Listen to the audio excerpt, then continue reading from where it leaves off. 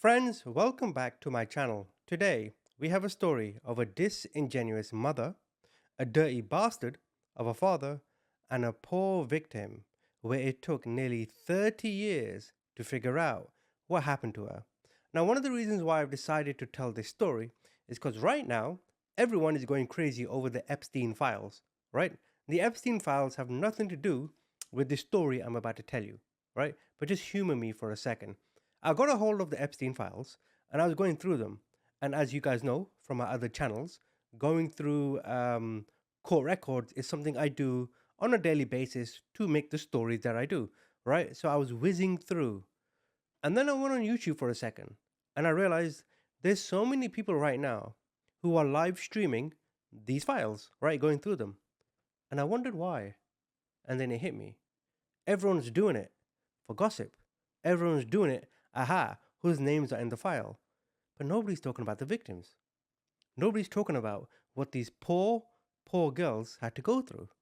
So then I stopped and I realized, what the fuck are you doing? Go back to why you do any of this in the first place. Giving a voice to those who have been completely forgotten.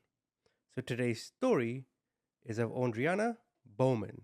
You see, for most residents of Holland, Michigan, there was nothing remarkable about March the 11th, 1989, which at the time was a Saturday.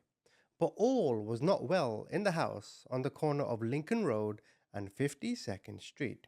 It belonged to Dennis and Brenda Bowman, a married couple with two children.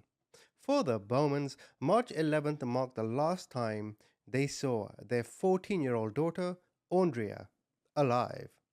Dennis was the one who contacted the police. He told them that he'd come home from his job as a wood machinist to find Aundria missing, along with some of her belongings and $100 from his dresser. You see, Dennis described his daughter, whom he and Brenda had adopted when she was an infant. He said that she was a troubled teenager who frequently fought with her mother and had run away to a friend's house once before. Dennis himself agreed to call around to the homes of kids that knew his daughter to find out if anyone had seen her, but his wife soon took over as the family's point of contact. It was Brenda who called the police regularly, and Brenda who corrected the amount of cash missing from her husband's dresser to $150. That itself was enough for police to issue a warrant for Aundria's arrest for larceny. Indeed, at this point, the police are thinking, well, she's missing and she stole money, we need to find her. The warrant itself listed Dennis as the victim of his daughter's alleged crime. With no foul play suspected, the police labeled Aundria a runaway and passed the case along to the Youth Services Bureau. Now, few people who knew the Bowmans questioned the official narrative. Over the years, there had been whispers about the family. In fact, once, when Aundria was in middle school, she boarded the school bus bleeding from her wrist. Some kids gossiped, but others said that Aundria had cut herself trying to get back into her house after her parents locked her out. There were rumors that Dennis, a former Navy reservist with reddish brown hair, a goatee, and wire-rimmed glasses, and Brenda abused Aundria. But 15 months before Aundria disappeared, Brenda gave birth to her daughter, Vanessa. And just to confirm, so Vanessa is their actual daughter, and Aundria, who's obviously older than Vanessa, was adopted. Aundria went from being an only child to more than a big sister. She was a third parent to the chubby, red-headed baby. Now, while other kids her age went to after-school clubs and Friday night football games, Aundria stayed home changing diapers and cleaning bottles. She kept a photo of her sister in a school folder, where other teens might stash a magazine cutout or a Polaroid of their crush.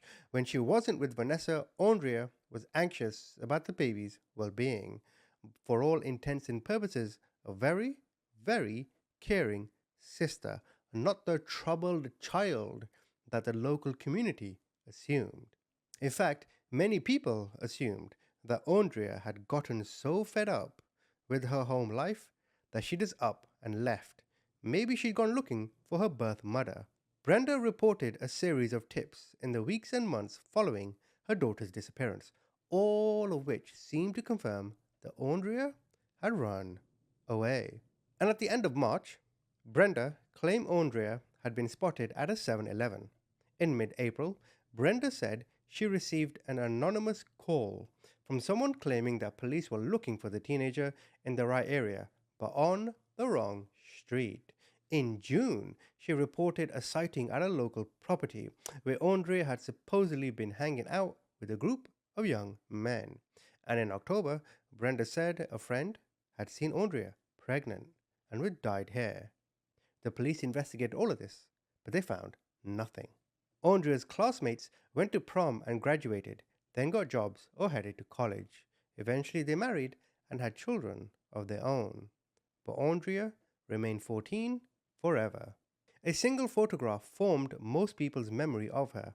It was given to police when she first vanished. And now we move on to Carl Koppelman. You see, he was a man who spent countless hours scrolling through the national database of missing persons and unidentified bodies known as NAMUs. During the late nights on his computer, Koppelman would try to match the characteristics of people who had gone missing with those of the unidentified dead. He started creating lifelike renderings of Jane and John Doe's based on photos taken post-mortem. And this goes back to what I said in the beginning. It's so sad. People go missing, people die, and we don't even know that they're gone. You know what I mean? He used a software program known as Coral Draw to open eyes, fill in sunken cheeks, and give faces more dynamic expressions. In complicated cases, where bodies had decomposed, he recreated facial structure. The goal was to make the dead more recognizable, to loved ones searching for them, and to police trying to identify them. Eventually, Koppelman began working with police departments and the DNA Doe project. This project identified human remains through genetic testing and genealogical research. Aundria and a specific Jane Doe that Koppelman found shared physical characteristics and their ages aligned.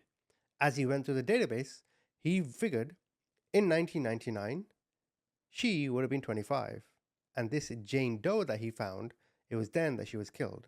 Now in Holland, where Aundria disappeared, sits directly across Lake Michigan from where the Jane Doe that he's looking at was found. It's just 4 hours by car from one location to the other, tracing the lake's southern shoreline and passing through Chicago. Now, to test the possible identification, Koppelman created a composite image, superimposing Aundria's photo with the ones from the Jane Doe's autopsy. He marked the similarities in red. You see, Koppelman took his theory to law enforcement, who found it compelling enough to investigate. To determine whether the Jane Doe was Aundria, police would need to compare DNA from the body with that of someone in Aundria's family. But because Aundria was adopted, authorities had to track down her birth mother. In the meantime, Koppelman knew that this could take a while, or that it might never happen, forcing investigators to find other avenues of identification. And as the police did their part, Koppelman kept poking around online, learning what he could about Aundria. One day, at the end of 2012, he came across classmates.com, and there was a page for Aundria. He then came across Kathy Turkanian, who set up a Facebook page about Aundria's disappearance, as well as a classmates.com account in Aundria's name. She was hoping to connect with her daughter's old friends. Instead, she found Koppelman. Turkanian and Koppelman began exchanging messages, which led to a series of long phone conversations. Turkanian also met other online people interested in Aundria's case, including a woman in New Jersey named Sue Kovacs. She helped Turkanian revamp the Find Aundria Facebook page and expand its reach. Everyone waited for the results of Turkanian's DNA test to see if there was a match with this Jane Doe. If Aundria was indeed dead, then the question remained, what happened? Who did it? When did it happen? Why did it happen? If she'd been killed, who was responsible? Then Turkanian got in touch with a retired Michigan detective familiar with Aundria's case. This man was called Pat O'Reilly. His frankness surprised her, saying that they botched this case from the beginning. And according to O'Reilly, the person she needed to suspect the most was Aundria's adoptive father, Dennis Bowman. You see, in a sunny morning in May 1980, a 19-year-old woman was riding her bike in Michigan. Then, a motorcyclist forced her off the road. The man told her to get off her bike and walk into the woods. The young woman didn't move. All she needed was a moment to think, to distract him, to do something. The man then pulled out a gun, fired a shot past her, and repeated the order. Still, she didn't budge. The man fired the gun again, this time at the ground near her feet. He said he would shoot her next. Just then, a car drove by and the motorcyclist turned his head at the noise. The young woman took the opportunity to pedal away as fast as she could. The man didn't shoot or give chase, and she was able to flag down someone in a pickup truck who drove her home. Her parents then called the police, and the young woman provided a description of the suspect. She said it was a white male with tinted glasses and a blue helmet. His motorcycle, she said, had a black top case mounted on the back. And by the end of the day, the police had detained a suspect. The young woman took one look at him and confirmed that he was the man who tried to attack her. That man was Dennis Bowman, who by then was already a husband and a father. At that time, Aundria was almost 6. Dennis was convicted of assault with intent to commit criminal sexual conduct and was sentenced to 5 to 10 years in prison. As I said in the beginning, dirty bastard. He was referred for psychological counseling, and a judge determined that he would likely pose a danger to women if he went free. Still, Dennis served the minimum sentence. Brenda, at the time, stood by her husband, and then she did so again in 1998. You see, that year, a state trooper in Michigan responded to an alarm at the mobile home of 28-year-old Vicky Vanden Brink. She had reported so many break-ins that the sheriff's department had installed a security system. When the trooper arrived at the scene, he found Dennis Bowman walking away from the back door. You see, the Bowmans had moved to Hamilton, a town nestled between Holland and Dorr in Michigan in 1989. Shortly after Aundria's disappearance, Dennis told the officer that he was temporarily staying with a former co-worker of his. He was let go, but when authorities got in touch with the co-worker, who wasn't home when the alarm went off, she said Dennis was lying. Dennis then changed his story, telling law enforcement that he'd entered the trailer to use the bathroom. He'd been there at least once before. He claimed when his daughter Vanessa wanted to sell Girl Scout cookies to the co-worker. Skeptical, the police obtained Dennis's permission to search his property, and in the loft of an outbuilding, they found a black duffel bag containing lingerie that was later identified as the co-worker's. Dirty boy. As well as a short-barreled shotgun, a black sweatshirt, and a mask. Dennis himself pled guilty to 1 count of breaking and entering. His sentencing memo, written by his attorney, doesn't mention his 1980 convictions or the prior break-ins that the co-worker had reported, which police believed Dennis was responsible for. And Dennis's lawyer presented letters written on his client's behalf by various people. The counselor who ran Dennis's sex offender group treatment program, the principal of Vanessa's elementary school, Dennis's boss, and a congregant at Christ Memorial Church, who noted that Dennis had taught Sunday school to kindergartens for the past 6 years. All of these wrote on his behalf. In fact, his wife Brenda, she said in the letter, "Sometimes we don't realize a problem until it confronts us to face." But there's an issue with that. You do not need confrontation. You do not need realization, oh no, to be a pervert. You know what I mean? Dennis described himself as happily married for 28 years. Good innings, to be fair. He said that he had two daughters, one 25 and the other 11. He didn't mention that the older one had been missing for more than a decade. And then if you move forward, Kathy Turkanian, who learned the details of Dennis's criminal record based on what Pat O'Reilly had told her, Turkanian felt a terrible certainty. When I got his records, I said, "Oh, this man killed my daughter." And if she was right, it would mean that the Jane Doe wasn't Aundria. That theory made sense only if Aundria was still alive 10 years after she disappeared. Now, in 2013, the long awaited DNA results confirmed it that Turkanian wasn't related to the Jane Doe. She and Koppelman, along with other amateur online people, were interested in Aundria's story, had thought they were connecting the dots in a single case, but then it turns out there were two cases. Koppelman and Turkanian were equally yet uniquely obsessive in their approach to detective work. He was thorough and precise, while she was impassioned and incendiary. As Koppelman calculated the next steps in their investigation, Turkanian was too angry to keep silent. The way she saw it, Bowman needed to be behind bars. And of course, with Dennis's criminal record, she's going to be leaning towards him being the one that did this. In fact, she wrote Facebook posts accusing him of being responsible for Aundria's disappearance. She also assembled a Rolodex of people who'd known her daughter. In this Rolodex, you had Russ Foster, who briefly dated Aundria in high school, Linda Behrens, the mother of a classmate, Eli Ramos, who rode the school bus with Aundria, and a couple named the Schaefers, who'd grown up with Dennis and Brenda in Muskegon, Michigan, and whose daughter Mindy remembered seeing Aundria in a video. Turkanian even learned about Aundria's difficult home life and her anxiety about caring for her baby sister. Now, in September 2013, Turkanian and Koppelman met in person at the Missing in Michigan conference. This was organized by state police. The conference was designed to raise awareness about and hopefully generate leads in cold cases. Family members and friends of missing persons gathered one Sunday at the Eagle Eye Golf Club in East Lansing. The schedule included panels, support groups, and even DNA collection, so police could look for matches between families and unidentified remains.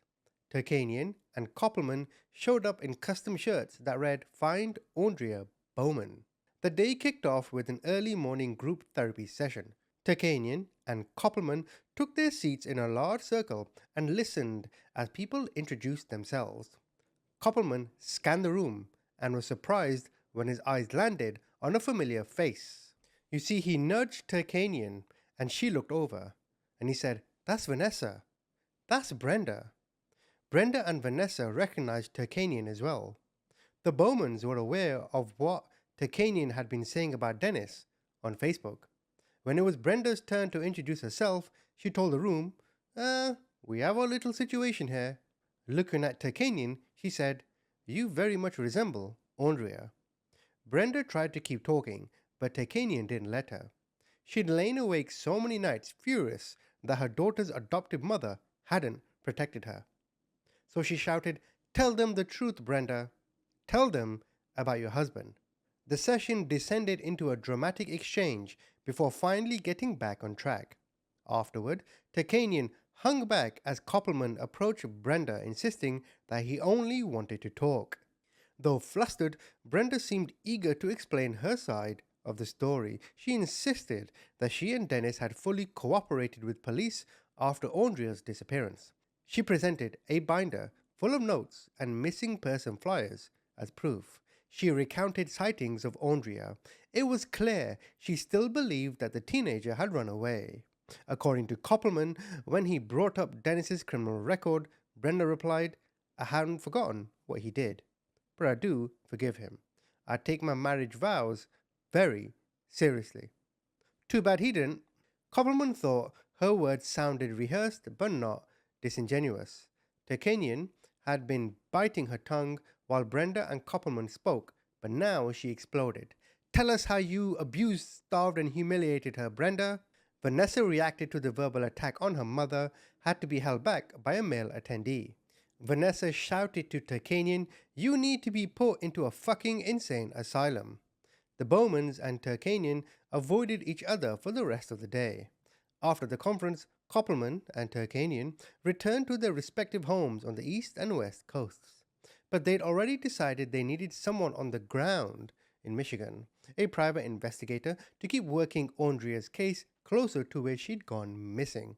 So Turkanian hired Jeffrey Floor, a former Michigan state trooper who'd helped solve a 1979 gang assault and murder that happened in Holland, Michigan.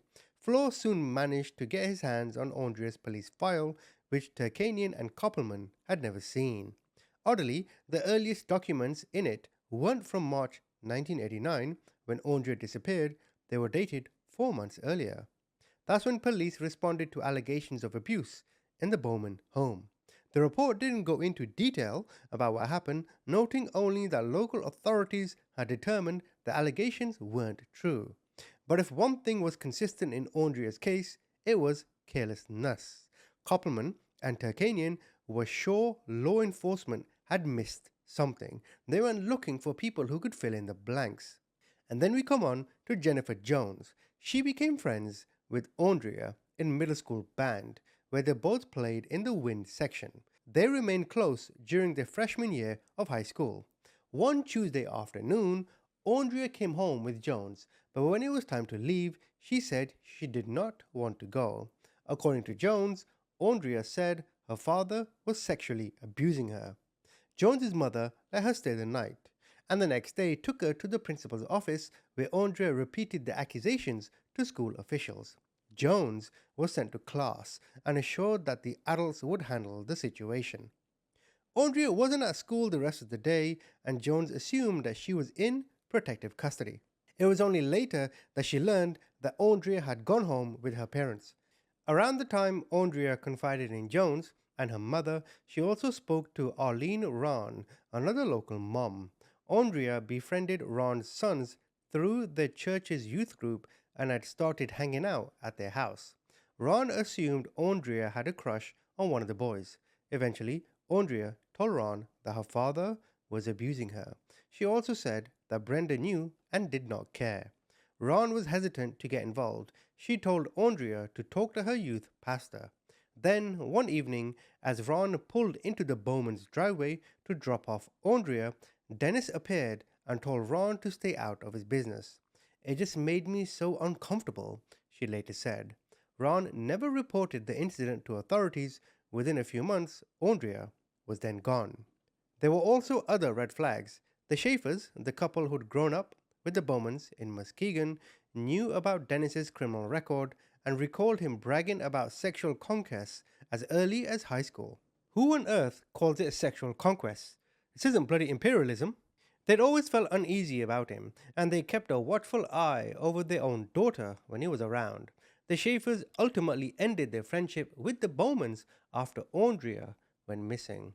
When their daughter Mindy found the Facebook page for Aundria, she said her parents had never been contacted by the police about the case. In fact, it wasn't until Koppelman and Turkanian connected with them on Facebook that the couple spoke to anyone about their suspicions.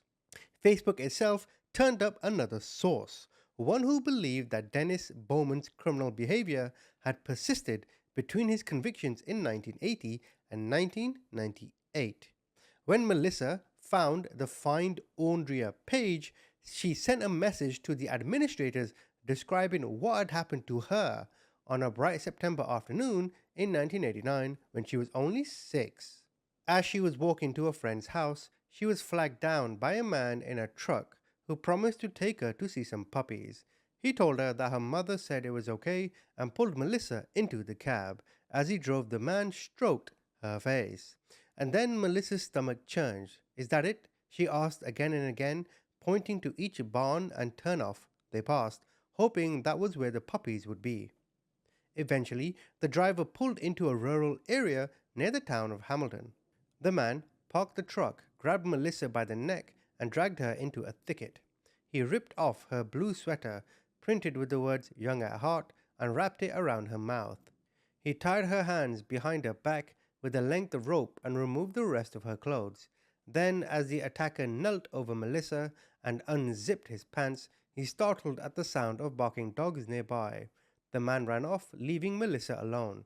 She walked naked and barefoot to the main road. Two cars pulled over and someone called 911.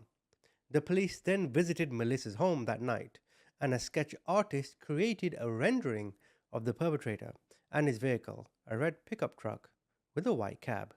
But a suspect was never found. The case went cold, and the statute of limitations eventually expired. As she got older, what bothered Melissa most was that the man who'd attacked her was still out there and could be hurting other girls. She kept tabs on local news articles, police statements, and social media posts looking for any stories like hers. But it wasn't until she stumbled upon the Facebook page of Aundria that Melissa believed she could finally name the man who lured her into the truck. This man was Dennis Bowman. Turkanian and Koppelman were now convinced that Dennis was a serial predator who had killed Aundria and covered it up by claiming that she ran away. And it was in 2016 where Turkanian was screaming from the tops of Facebook that Dennis had buried her daughter in his backyard, but any evidence remained circumstantial at best. There was no proof Aundria was dead, let alone murdered, and nothing tied Bowman to other unsolved criminal cases, including Melissa's abduction. Between 2013 and 2017, Turkanian and Koppelman met in Michigan 4 times. While there, they occasionally caught up with Chris Haverdink, the detective who'd taken over Aundria's case. Usually, they met him on the patio of a pub, a local haunt next to the Days Inn, where Melissa worked and helped Turkanian and Koppelman get discounted rooms. Haverdink agreed that Bowman was suspicious, but that wasn't enough to arrest him.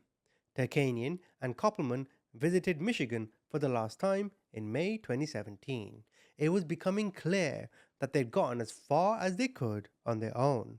A break in the case would almost certainly have to come from law enforcement, a witness, or Bowman himself. Now, before flying home, Turkanian and Koppelman sat in their rental car outside the Bowman's house in Hamilton.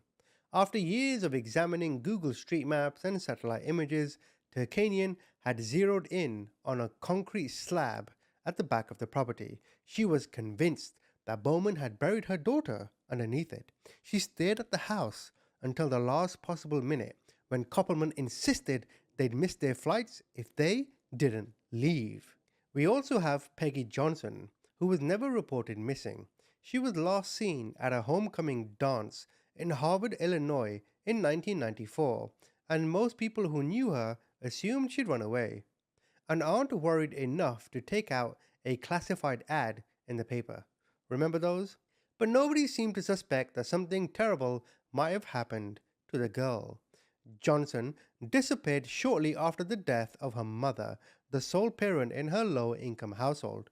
The 19-year-old found herself orphaned and homeless with a developmental disability that made it difficult for her to get a job.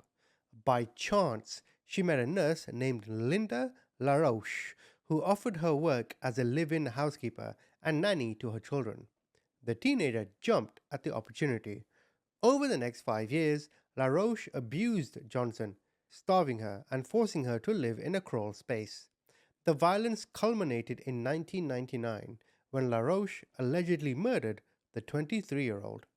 When Johnson's body was found dumped in Raymond, Wisconsin, the cause of death was determined to be sepsis resulting from pneumonia. An autopsy also revealed decaying teeth, broken ribs, evidence of sexual assault, and a cauliflower ear deformity. No one could identify her, so she became known by the place where she was found.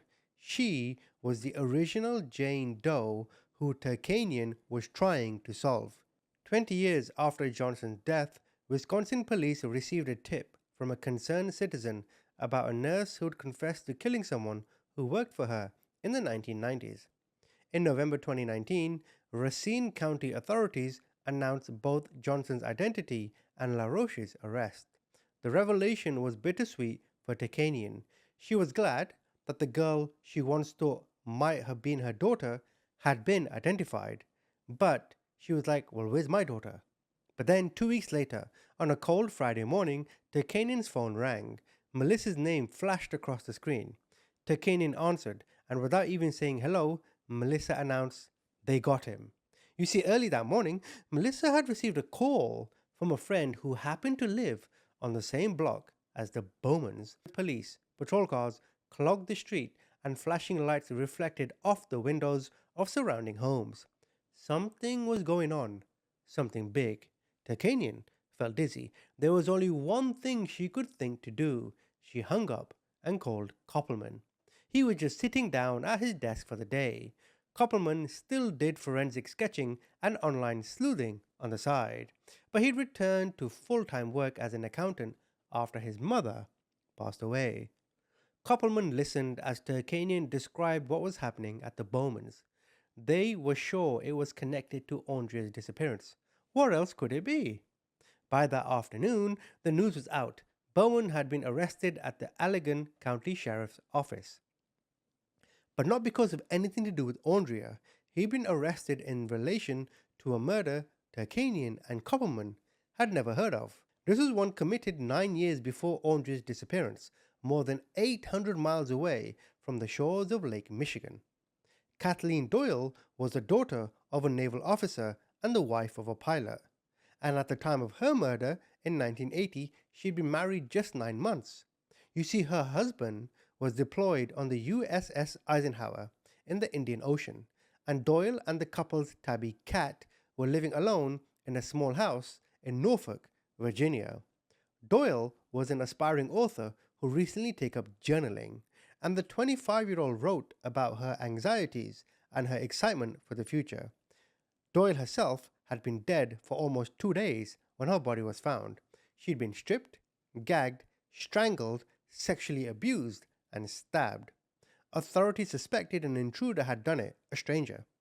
They collected semen from the scene, but had few leads until serial killer Henry Lee Lucas was arrested in 1983. You see, Lucas claimed that he and a partner, Otis Toole, were responsible for thousands of unsolved murders across the country, including Doyle's. The following year, police charged the pair, but Lucas's confessions were later revealed to be false, and the charges were dropped. In a letter to the editor published by the Virginian Pilot in 2003, John O'Brien, Doyle's father, chastised detectives for their missteps and expressed the steadfast hope that his daughter's killer would be caught. That didn't happen before O'Brien died in 2016. Eventually, science caught up with the case. Genetic genealogy, which compares unidentified DNA with a huge number of samples stored in databases, was becoming a popular way of investigating cold cases. Authorities didn't expect the method to produce exact matches, but rather partial ones. Genetic relatives police could use to triangulate and identify potential suspects. Norfolk investigators partnered with Parabon Nano Labs, a leader in the field, to test DNA collected at the scene of Doyle's murder. Soon, based on genealogical research, they had a list of more than 30 suspects. Investigators needed to collect DNA from each person on the list to conduct a direct comparison. But with these suspects spread all across the country and a backlog of cases and their desks vying for attention, the process could take law enforcement months or even years. But then, in 2019, a group of Norfolk detectives went to a national seminar attended by cold case teams from around the country. It was an opportunity to learn about new technologies, collaborate on strategies, and exchange information. The Norfolk team, which had the list of suspects in the Doyle case in hand, got acquainted with the team from Michigan, where, as it happened, one of the people on the list lived. The Michigan detectives were familiar with Dennis Bowman's case. He had a criminal record, and they knew what Kathy Turkanian had accused him of doing. The police also had his DNA on file, and they were willing to share it for comparison. The results confirmed that semen found at the scene of Doyle's murder came from Bowman. Norfolk law enforcement issued a warrant for his arrest. And then 2 days later, on November the 22nd, 2019, Melissa called Turkanian to report the police raid. Within a few months, Bowman would be extradited to Virginia to stand trial. By then, he already confessed. He admitted to entering Doyle's home through a back window. He claimed that he was drunk and that it was an attempted robbery. He said he didn't expect to find Doyle in the house, that he didn't plan to kill her, but she was there, and he did. At the time, Bowman was in Norfolk for his annual 2-week service in the Navy Reserve. He was also out of jail on bond. He was awaiting trial for the attempted assault of the 19-year-old Holland woman, the one he fired a gun at before she escaped on her bike. Turkanian learned that she'd inadvertently played a role in solving Doyle's murder. Jeffrey Fleur, the private detective, told her that at some point the Bowmans had visited the Allegan Sheriff's office to report Turkanian for harassment. They claimed she was making defamatory accusations about Dennis online. Investigators offered Dennis a bottle of water and kept it when he left. According to Fleur, that was how his DNA came into their possession. As with the resolution of the original Jane Doe investigation, Turkanian wasn't sure how to feel about the news in the Doyle case because, of course, she still had nothing on her daughter. Bowman was behind bars, but Turkanian felt like she was still waiting for her daughter's turn at justice. But 3 months after Bowman's arrest, it came.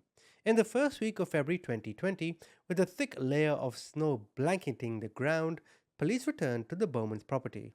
Melissa again called Turkanian, who phoned Koppelman. There was a forensics team on site this time, with a crime scene tent and dogs in the backyard. Melissa sent photos.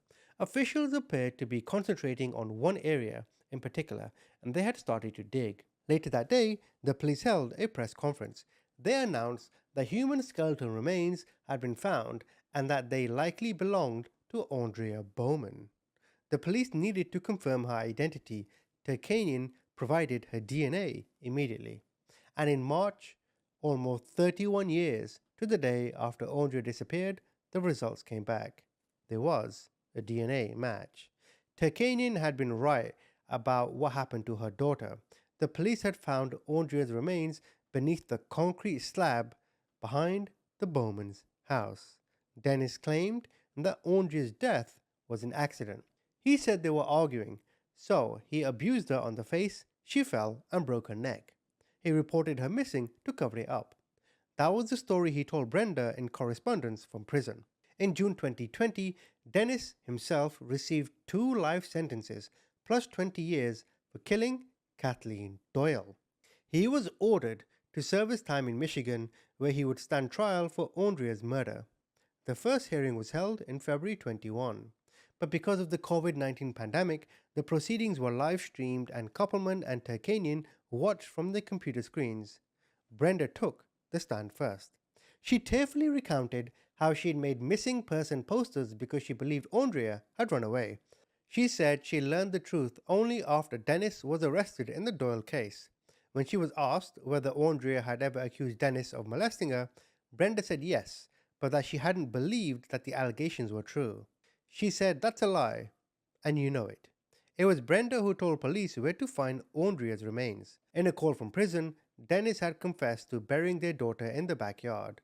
Brenda said she didn't believe him at first. They hadn't lived in their house in Hamilton when Aundria died, so how could he have buried her there? To Brenda's horror, Dennis explained that he moved their daughter's body to the new property as soon as they signed the papers. You crafty bastard. The cement slab in the yard was the headstone of a grave Brenda never knew was there. In the shadow of the house she and Dennis shared for nearly 30 years. Brenda told a detective when Aundria's remains were found, he didn't lie. As other witnesses took the stand, Dennis sat quietly in a green shirt, bow tie, and face mask. Testimony from experts involved with Aundria's recovery and autopsy revealed that she had been dismembered. Dennis had wrapped her body parts in plastic bags, stuffed them into a cardboard barrel before burying them. The remains were too decomposed to establish an unofficial cause of death, but the circumstances were sufficient for the medical examiner to rule what happened a homicide. Chris Haverdink, the detective Turkanian and Koppelman met, took the stand. He said that after being arrested for Doyle's murder, Dennis eventually told authorities that he had nothing left to lose and went on to describe a version of events similar to the one he'd given Brenda. That Aundria's death had been an accident and that he tried to cover his tracks. He dismembered his daughter because she wouldn't fit into the cardboard barrel otherwise. To confirm this story, he pointed authorities to a machete stashed underneath his bed. The details were hard for Tarkanian to hear, but she felt comforted knowing that Koppelman, other online detectives, and people like Melissa were just a phone call or a text away. They didn't believe Dennis's story. They didn't think this was just some grand accident. Like Tarkanian, they were sure Dennis had intended to kill Aundria. He'd engaged in a clear pattern of violence against young women. In fact, just a month prior to the hearing, another crime had come to light. You see, in 1979, an article detailed a violent attack on a 27-year-old woman who early on a Sunday morning was bound, gagged, and sexually assaulted by an intruder in her home. The perpetrator took cash before fleeing the scene and was described as a white man between 25 and 30 with sandy hair and wire-rimmed glasses. He was estimated at 5'6" and 150 pounds. According to the young woman, her assailant was wearing a leather jacket and dark pants. The newspaper published a police sketch of the suspect, his ink-blotted pupils staring blankly from the front page. More than 40 years after the assault, Dennis confessed to the crime. This dirty motherfucker. According to him, there was little risk in doing so. He was already behind bars, and the statute of limitations in the case had long expired. When they read the article about the 1979 crime, Tarkanian and Koppelman couldn't help but notice the striking resemblance between Bowman and the police sketch. But it was the last line of the article that really caught their attention. You see, according to the lead detective in the case, there had been a recent uptick in reports of prowlers in the neighborhood where the crime had occurred. Police suspected attacker might have committed other crimes. Could there be other cold cases connected to Bowman? For years, Melissa had insisted hers was. But she was frustrated that Bowman would confess to the 1979 assault, but not to what he did to her. But at least now, police were listening to her. And in February 2021, Michigan's news channel reported that police had confirmed Bowman was their prime suspect in Melissa's abduction. See, eventually, it all comes out, huh? In fact, rope recovered from that scene and kept on file since 1989, when the crime occurred, had come back negative for Bowman's DNA. But the authorities said they were hopeful that technological advancements would allow it to be retested in the future. In fact, Tarkanian and Koppelman identified other unsolved crimes they believe Bowman should have been investigated for. Like in 1977, Deborah Polinsky, a 20-year-old woman, was killed in what one newspaper called a sex slaying. After Polinsky failed to show up for work, a colleague found her stripped, sexually assaulted, and stabbed to death in her room with her German Shepherd standing guard over the body. In 1970, Shelley Speed Mills, a 19-year-old newlywed, stabbed to death. Her mother, who'd driven to the city to take her daughter to lunch, found her body. Around the time of Melissa's abduction, there were a series of similar incidents. For example, a 13-year-old girl was nearly pulled off a street by a stranger. A 9-year-old girl on a bike was stopped by a man who opened his car door and asked if she wanted to get ice cream. And several weeks after Melissa was taken, two siblings aged 9 and 7 were walking near Van Ralt Elementary School when they encountered a man they later estimated to be in his 30s. The suspect, who was driving a truck and wearing blue jeans and a blue winter jacket, offered the children money, then chased them on foot when they refused to get in his vehicle. This fat bastard chasing them? Wow. The siblings later described the truck as shiny and red. Melissa had described her abductor's vehicle similarly, red with a white cab. A photo of a truck Bowman once drove, provided to Tarkanian and Koppelman by Bowman's sister-in-law, matched that description. Now, to conclude, Bowman was expected to stand trial in January 2022, but eventually he was sentenced to 35 to 50 years for second-degree murder in Allegan County Court. He pleaded no contest to this initially on December the 22nd, 2021. No contest to second-degree murder. And the only way to conclude on this case is what a dirty bastard. Comment, tell me what you think.